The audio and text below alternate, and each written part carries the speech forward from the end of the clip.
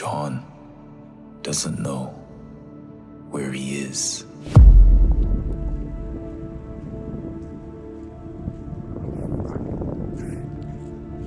I just can't see anything. Sorry, Dave. So sorry.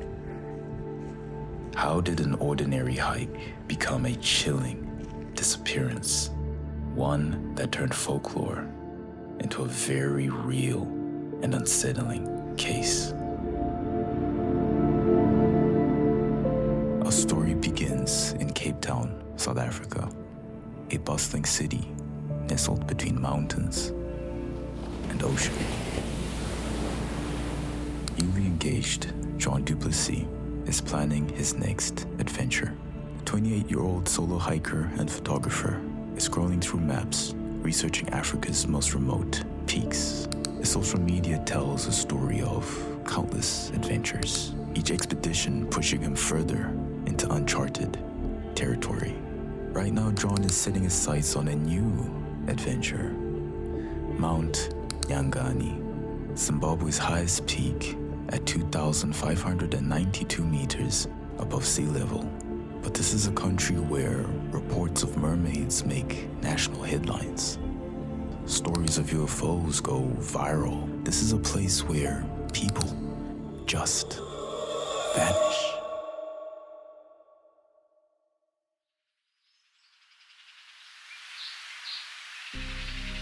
John's flight landed without issue. By mid-afternoon, he had arrived at his accommodation by Nyanga National Park. The receptionist is currently explaining the rules about hiking the mountain.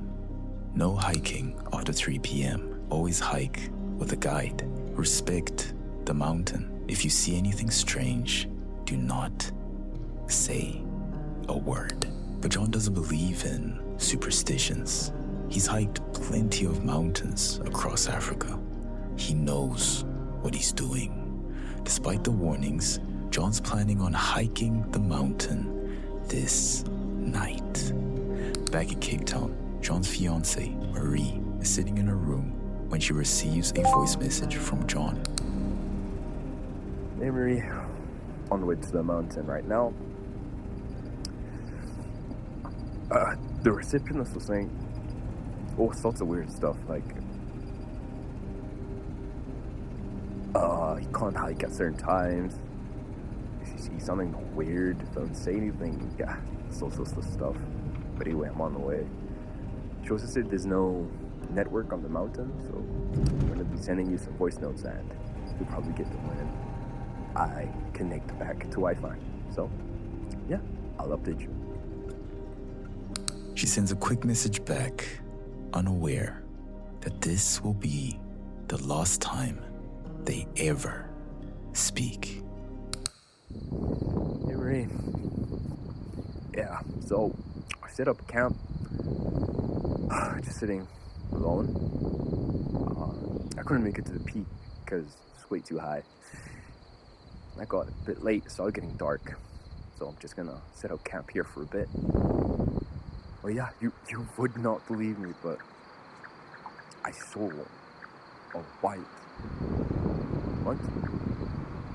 Sounds insane, but I swear to God, I saw a white monkey. Like, I didn't even know there were things like that here. Oh my God. Anyway, I couldn't get a picture of the monkey. It's too fast, but I took a picture that I think you would like, so I'm just gonna send that, and tomorrow I'll wake up and I'll update you.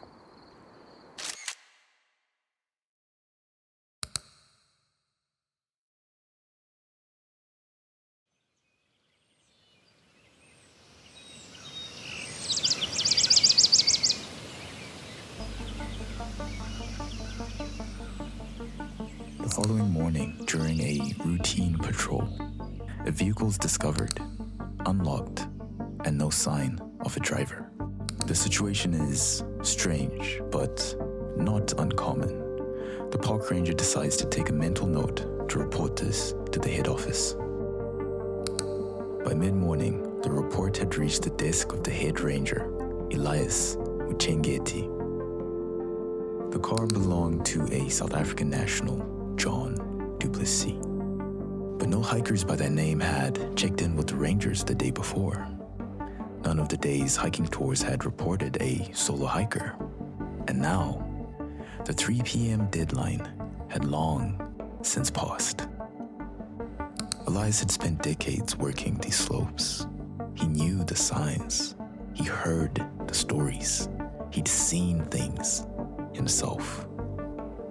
To the Shona people, Mount Nyangani is a sacred place, alive, watching, and dangerous to those who don't show respect. Because of how sacred this mountain is, you should never actually go up the mountain by yourself, but rather come with a group of people that you are certain you're going to reach the peak with and come back with. Otherwise, just going on this whole adventure by yourself is a recipe for disaster. Because of the sacredness of the place, it is likely that you'll get your demeanor, like I said, which is disorientation, and you will likely get lost. So if you have other people around with you, it becomes easier for you to follow them or for them to actually restrain you when any such experience happened. Elias is a superstitious man. For the safety of his team, he decides to postpone the search until the next morning. Hey, Marie. I woke up early.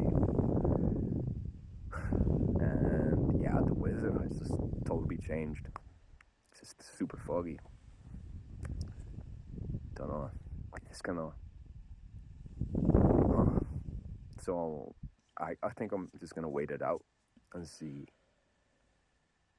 I didn't even get my picture. But I'm just going to wait it out and see. And just hope that it clears out. Other than that, everything's pretty good. I hope everything's good on your side, Tips.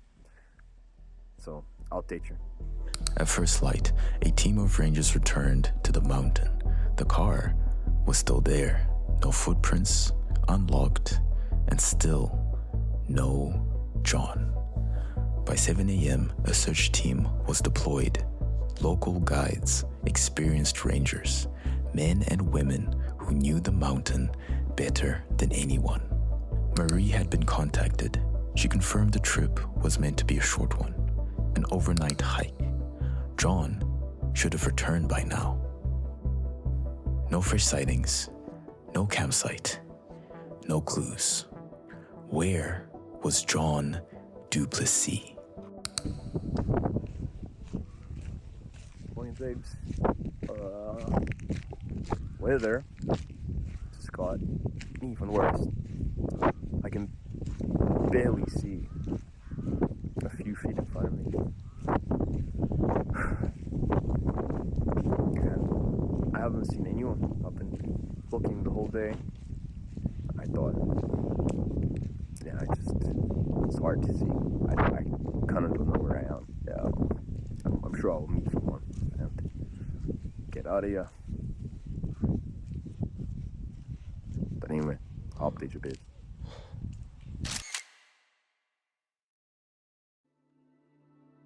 They searched for 2 weeks and found nothing. No gear, no body, no John. The disappearance made headlines across southern Africa. Many blamed wild animals. Some speculated on Nyangani's notorious weather. But there was a group who believed something else entirely.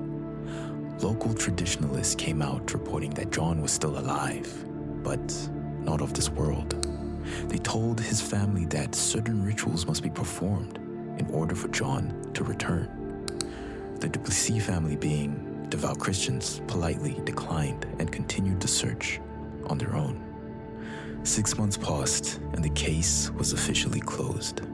John was legally declared deceased.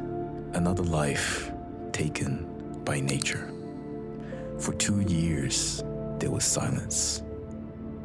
Until there wasn't.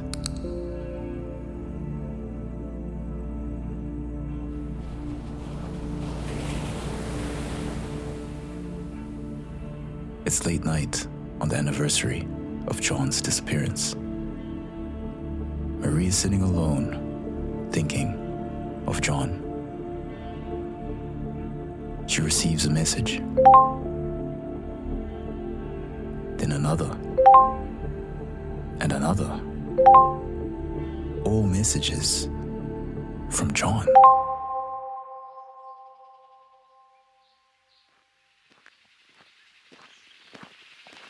It's early morning and a ranger is on patrol. Suddenly, in the distance, they see a tent. Upon further inspection, everything is pristine. There's a phone and a camera, both fully charged. However, there's no hiker nearby. It was later discovered that all the equipment belonged to a John du Plessis. Upon connecting to Wi-Fi, Marie finally received her messages from John 2 years later. But this isn't the most disturbing part of this story. As you've been hearing, John recorded everything. You see, the most disturbing part of the story was what was captured in John's final moments. Marie, I think someone. Oh my god. I'm coming home, baby. I'm coming home. It appears as soon as John stepped foot on that mountain, he was never coming home.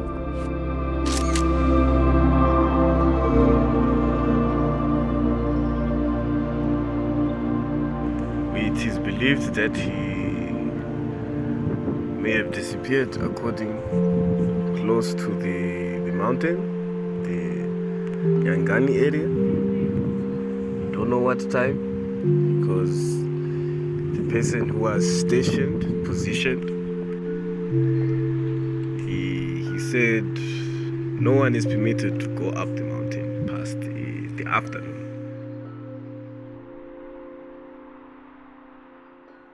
This was a fictional story inspired by real events and real people.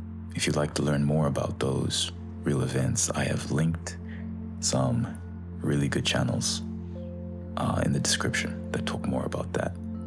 This is my first video, so I'm not sure if anyone's even gonna see it, but in the event that people do, consider following me on Instagram. That's where I'll be providing some updates on the next videos. So expect some more paranormal, mystery, and horror, along with visuals and sound design. That's what I'm really into.